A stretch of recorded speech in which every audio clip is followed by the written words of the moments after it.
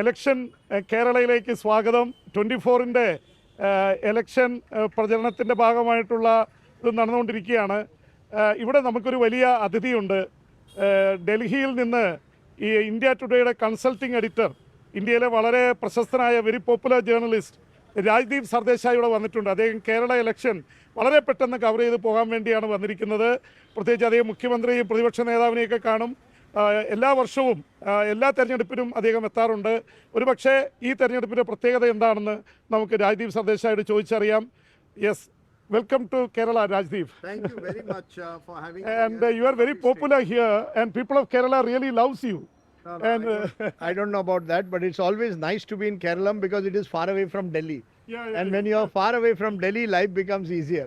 And you like fish mango curry and beef olattiyadu in Kerala, no? Last time we had. One of my top 10 restaurants in India is Paragon. Paragon. And you're an ambassador of Paragon here. No, you can say that, yes. So the Kerala election campaigns are going on. And how do you see the elections in Kerala in a national perspective and also in the state level? Look, I can, state level, I don't want to predict because I haven't traveled enough. What I do believe is that like most Kerala elections, it will be a tough fight. You see in Kerala, the margins are very thin between number 1 and number 2. So it's a tough fight. You probably 10 years in power is both an advantage and a disadvantage.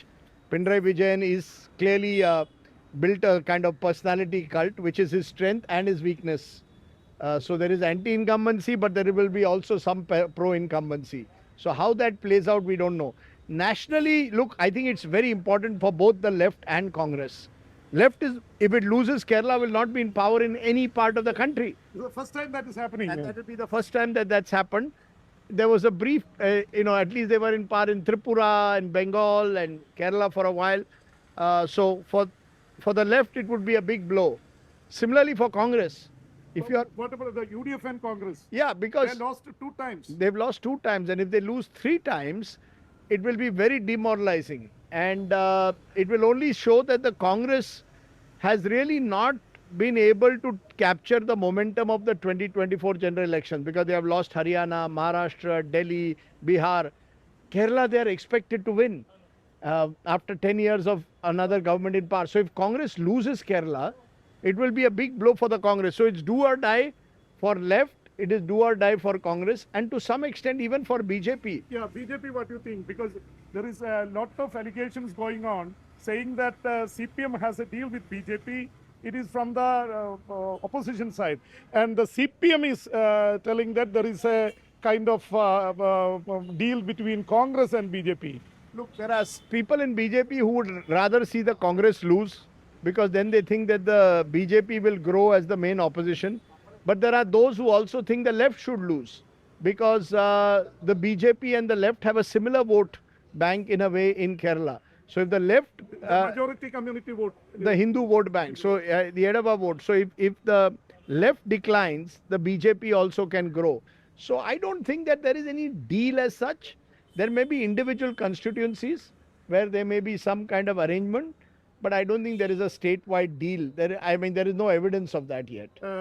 There is a narration from the BJP saying that if Congress lose, then Congress rule will end and the Congress party will decline here. If LDF wins, this is the 3rd time, anti-incumbency, and it's a party who will grow on when they are in the opposition side. So if they get the rule, it will lose like Bengal and Tripura.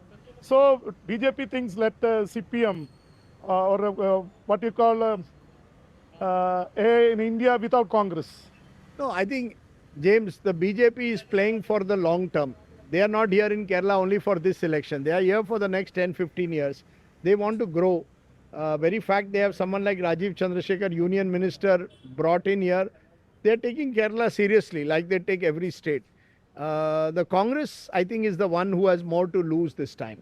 Because, you don't want, we have seen wherever Congress is out of power for 10-15 years, then the Congress declines very sharply. So for Congress, for the likes of Ramesh Chennitala, K.C. Venugopal, Satishan, particularly Venugopal and and Chenitala, this is really do or die. Because, Venugopal has to prove that he can deliver Kerala as the #1 national leader of the Congress in Delhi. And for Chenitala, this is his last battle in a way. Satishan may well fight another battle, but What do you think? If UDF wins, who will be the chief minister? this There you are are 3 people you said, K.C. Venugopal, V.D. Satishan, and Ramesh Chenitala. difficult to say. In the Congress, you never know. But all these 3, I think all 3 have chances. It just depends. If the Congress wins big, it will be different than if it just gets a thin majority. If it gets a thin majority, you will need someone who can work with the allies very closely. I think if it wins big, then you can have anybody you want. It doesn't make a difference. The High Command can take a decision. Then they can take it. But if it doesn't win big, and like in 2011, it was a narrow victory, then you need all your allies. So you will need someone who takes the allies with you. Then the BJP narrative in North India is not applicable to Kerala. It's a multicultural and not lingual, multicultural society where minorities have a big say, like Christians and Muslims. And Waqf board issue with the Muslims. And now the FCRA problem with the Christians are picking up in the election campaign. How do you see that? No, I think that's important. 44% of Kerala is minority, 26% Muslims, 18% Christians. That 44% will play a key role. Last time, a large chunk of it went to the LDF. If a large chunk of it goes to the UDF this time, I think it will be advantage UDF. But in the Lok Sabha election last time and also the local polls, UDF had the advantage. Absolutely. But last time also, remember, UDF did very well in Lok Sabha 2019 but lost Assembly 2021. But the local body election, it's very rare that UDF performs. But you see, the problem with UDF is that sometimes they get, local body is different again to state elections. Every election is different. So it depends on, I think left wants 140 elections. They want every election to be fought separately. Local election. They want to make it a hyper-local election. Congress wants to make it a statewide anti-incumbency election. So I think the strategies are very different. And it's difficult to say in a state like Kerala. I will not predict. The last questions. You came to report in 90s, no, for the first time. Yes. Can you just say about your experience? I remember I did a driving, we drove an ambassador car from Trivandrum all the way to Kasaragod. There was a colleague of mine, VR Mani. I was in Times of India in those days, 1991 election. And I met Gauri Amma, Nayanar, Karunakaran, Achyutanandan, all very tall leaders. All leaders are no more. No more. I have just crossed 60, so they must be They were elders. They were all elders. I remember them. I remember particularly meeting Gauri Amma and having lunch with her. And I was always struck that Kerala is one of the few states where you don't need money power to win. At least then.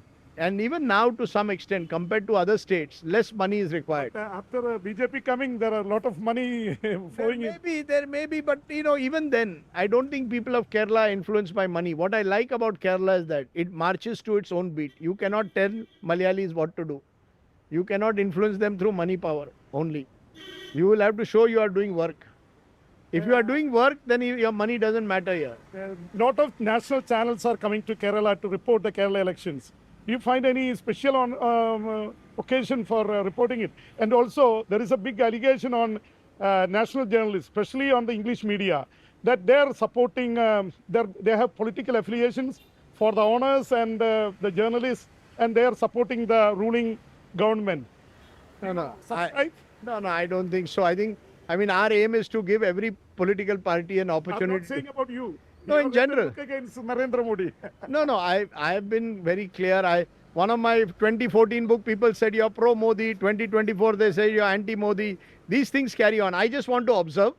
And I hope that all the journalists who come to Kerala will observe without very difficult state to make predictions. Okay, thank you. Thank you, you. Rajdeep. Thank you from 24 News Channel. And to all your 24 News Channel viewers, thank you for listening. Thank you. Thank you.